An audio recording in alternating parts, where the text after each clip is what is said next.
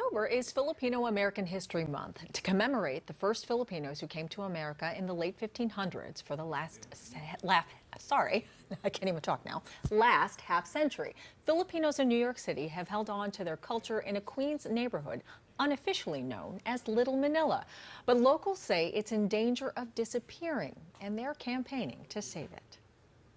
On a small stretch of Roosevelt Avenue, under the 7 line in Woodside, Queens, is a slice of the Philippines known as Little Manila. What are we cooking right now? Cherry CASTELLVI owns a restaurant right in the center of it all called Kabayan. Kabayan is what people from the Philippines call fellow native Filipinos. Kabayan cooks only authentic Filipino food. It's like how our mom cooks it in the Philippines. It's how we make it here exactly. And there's a reason why CASTELLVI and many other Filipino business owners have opened up shop along this 8-block stretch of Roosevelt Avenue. This is the heart of the Filipino community.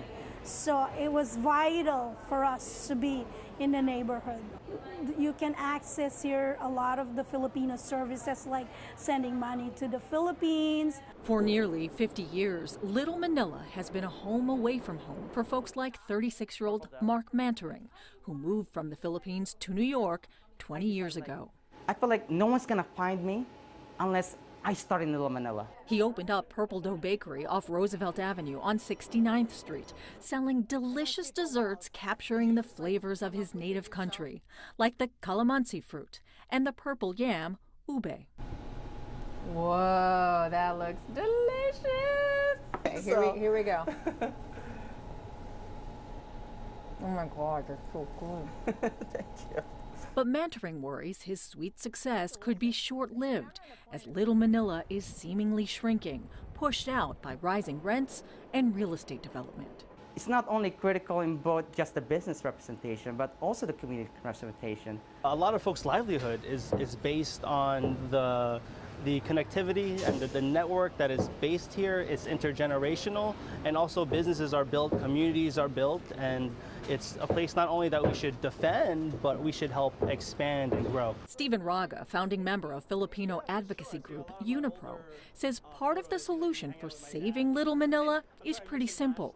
His group and other community advocates are pushing to install Little Manila signs to welcome visitors into the neighborhood. So we could symbolically put a stamp on Little Manila. But for the city to acknowledge that this is an area where the Filipino community inhabits and calls home, we might feel like we're part of the greater community here in New York City. Raga says he's also working to have Little Manila marked as a historical district to secure the Filipino community's place on the map.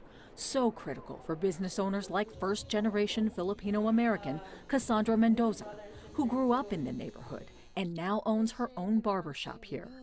That's the importance of a community, that we can stand together and we can actually have a voice. And I think it's so important that they do shine the light on this block because we've been here for so long.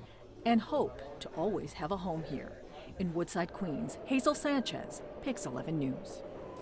So I am first generation Filipino-American, and I gotta tell you, that place has a very special part in my heart. I mean, I feel like it's like a little piece of home for me. Yeah, I bet. And it's just so simple, just to put a sign that says, "Welcome to Little Manila," Right. Put them on the map. But they have to go through all this bureaucratic red tape. Yeah. And it's like you said, I think it's just the little things that really keep a culture and an enclave vibrant.